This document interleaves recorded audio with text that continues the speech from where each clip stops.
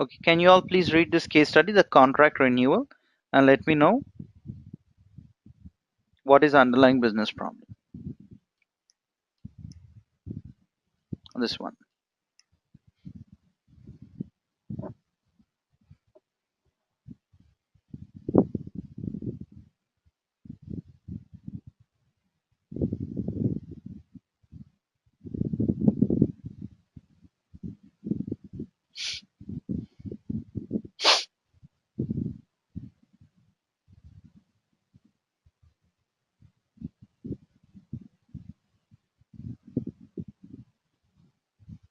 Yeah, all that is post your analysis, post taking a decision, or before that you might have analyzed all that.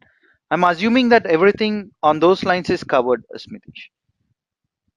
The assumption here is that in that case study, everything is done. But the intention of this case study is not to get into, you know, the business part of it. The case study is to help you understand what is hypothesis testing and how to go about performing hypothesis testing. Yeah, you're right. All these things, profit, revenue, interest, 3 months of waiver, all those things are business part. You'll have to obviously look into all that. You're right on that.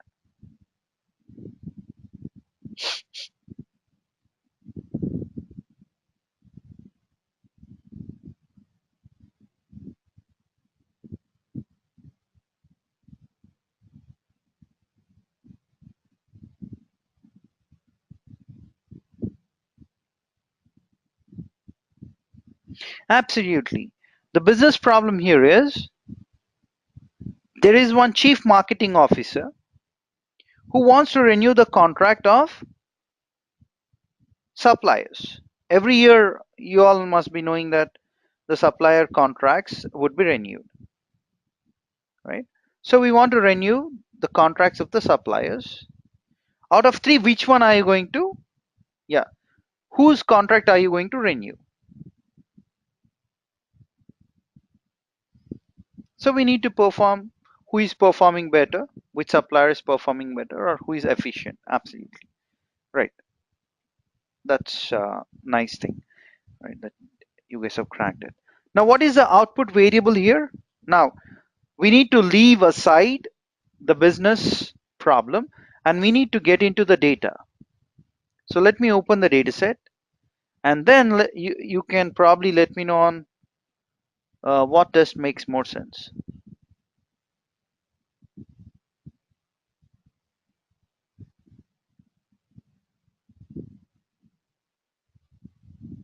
Where is that? Yeah.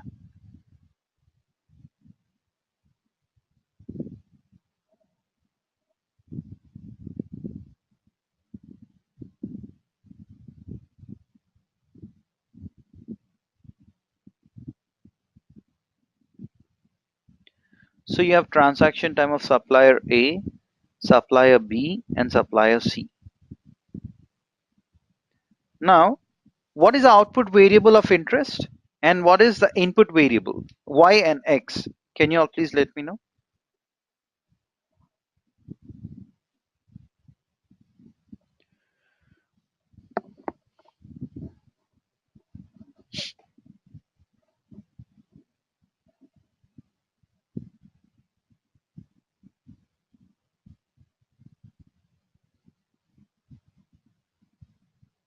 Transaction time is what? Vishal, you're right. But what is transaction time? Is it Y or X?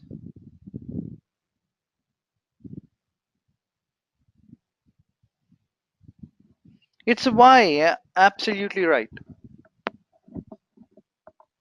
You're right. Transaction time is Y, which is the output variable. Is everyone on those lines? So here, the output variable is transaction time. And what is the input variable? Whose transaction time do you want to look at?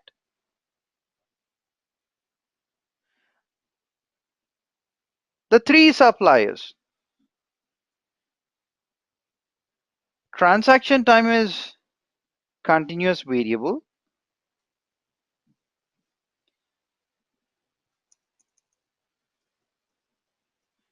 and 3 suppliers are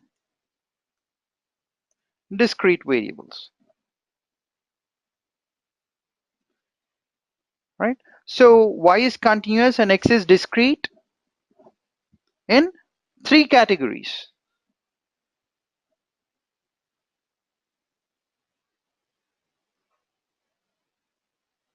What test would you perform?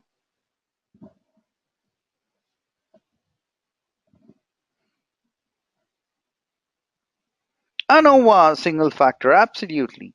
So y is continuous, x is discrete with more than 2 categories. So we perform what test?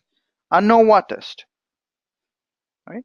Now, whenever your y is continuous and x is discrete, we also have to look into this flowchart. Okay. Now, we are comparing more than 2 populations of samples with each other. So we are comparing 3.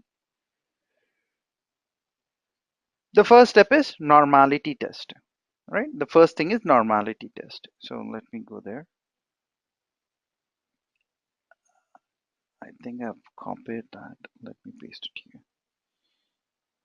Great. So for normality test,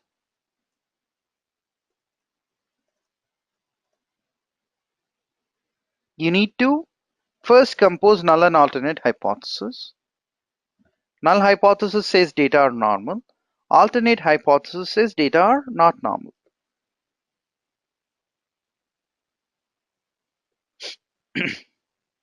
Given this scenario, we need to perform the normality test. So let me go here. 3 suppliers, transaction time. So I go to stat, basic statistics, normality test. I select supplier A. I click on OK. Yeah. By looking into the graph, can you comment on whether data are normal or not?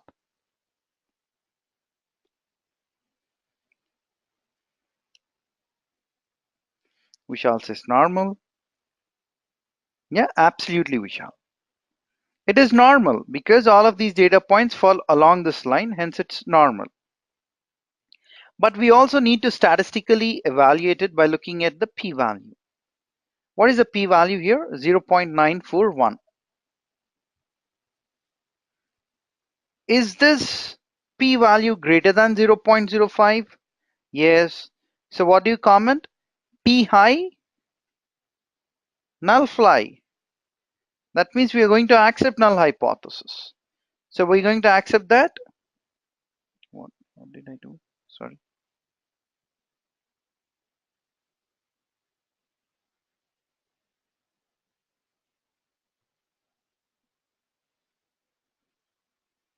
One second. Not sure.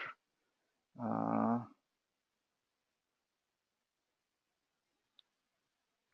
okay. Fine. Anyways.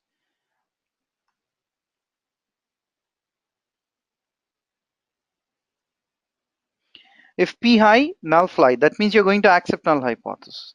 And what does null hypothesis say? Data are normal. And if data are normal for the other 2 suppliers also, then we are on the safe side. So let us try it for the other 2 suppliers also. Now you might ask me, hey, each time, if I have 1,000, do I need to do it for 1,000 different times in Minitab? No. Now let me show you a different thing on how to test your normality. You need to go to stat, basic statistics, graphical summary, and select all 3 suppliers at one go. And then click on OK. This is another way of testing normality. So for supplier A, here is a p-value. And using the graph also you can make out that data are almost normal there. And also p-value is greater than 0.05, p high, null fly. Supplier A part is done. Now let us go with supplier B. Are the data normal? Can you all comment please? By looking at the graph only, the red graph.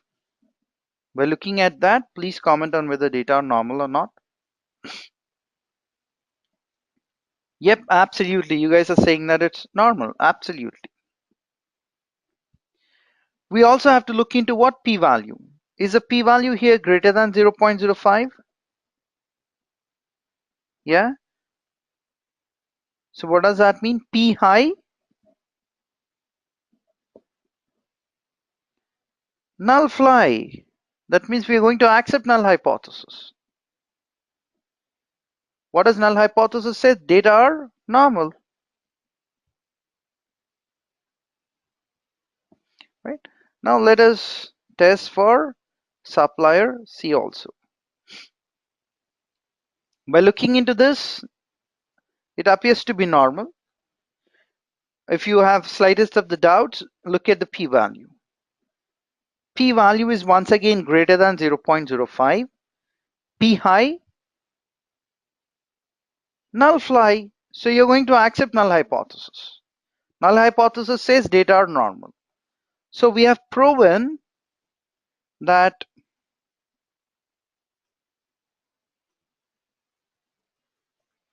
transaction time of all three suppliers are normal, are normally distributed. If transaction time of all three suppliers are normally distributed, then you need to look at the next test. So what would you do if data are normal? If it's yes, you do variance test. If data are not normal, you try to transform. Even despite transformation, if data are not normal, then you perform what test? Kruskal-Wallis test. Right? We need to perform Kruskal-Wallis test. Now, since data are normal, we perform variance test. Right? So let us write variance tests here. Transaction time of all three variance of transaction time of all three suppliers are equal. Variances of transaction time of at least one supplier is different.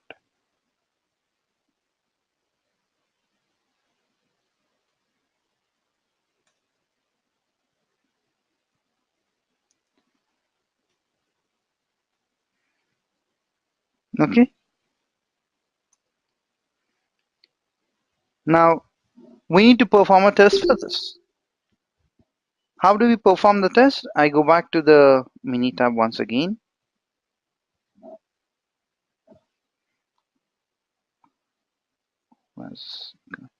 Oh, I think upon as okay. Anyways, so here's the transaction time. You need to go to stat, ANOVA, one-way ANOVA. But what are we doing here? We are testing for equal variances. So I'll click on test for equal variances. We select supplier A until supplier C here. By default, it won't be there, but you will have to select. So let me select supplier 1 till C there. And then you click on OK.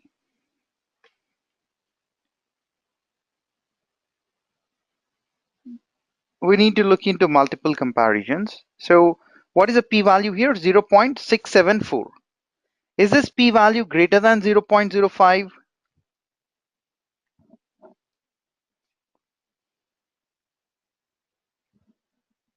Yeah, absolutely. It's greater than 0.05. So what do you comment? P high, null fly. So you're going to accept null hypothesis. What does your null hypothesis say? Variances of transaction time of all three suppliers are equal.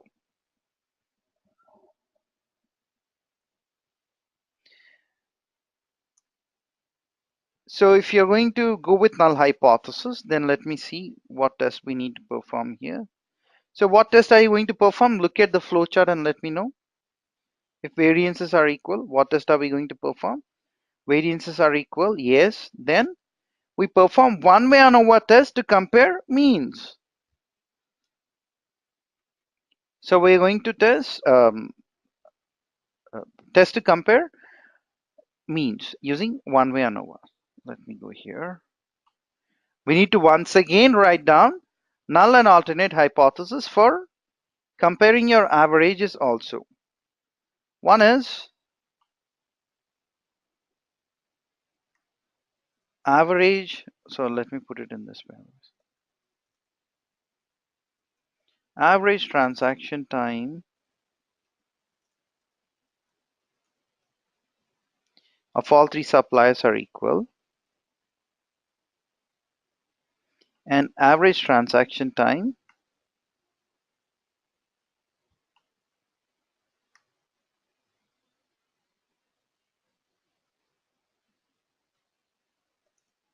of at least one supplier is different.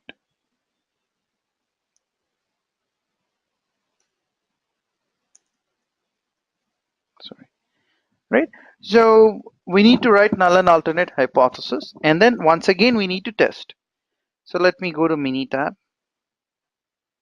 If I click on this, I go back to the worksheet here. Now we need to perform ANOVA test. I go to start ANOVA, one-way ANOVA. I click on that. Here, by default, this would not be there. Since I've used it previously, right, you're able to see those. Otherwise, you'll not be able to see. I select all of these three suppliers and I click on options. I check whether assume equal variance option is selected or not. I click on OK.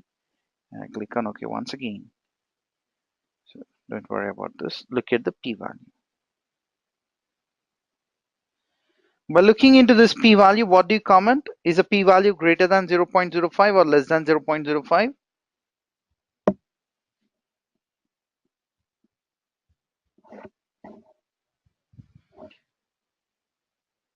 Haha, 0.05. Greater than. So this p-value is greater than 0.05. If p-value is greater than 0.05, what do we comment? P high, null fly.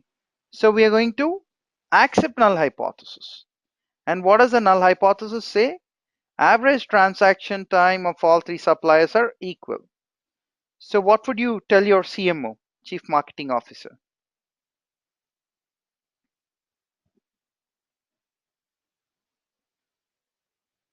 What suggestions would you give as data scientist?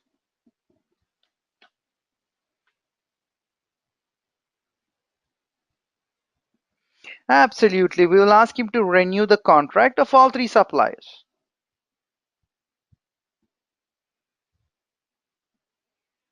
All right. Now,